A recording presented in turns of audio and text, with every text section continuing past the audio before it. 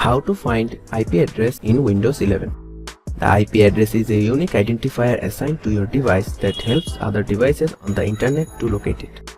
In this video, I'll show you how to find your IP address on Windows 11. Click on the Start menu. Then click on Settings. Click on the Network and Internet option from the Settings window.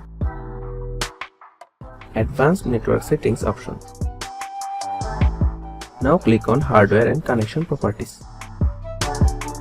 Here you will find your IP address listed under the IP4 address, IPv6 address section depending on your network configuration.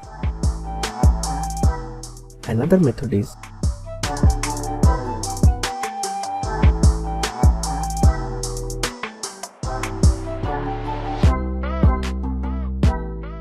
click on the Start menu.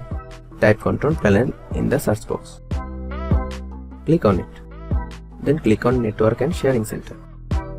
Click on the connection link next to the name of your active network connection. Click on the Details button.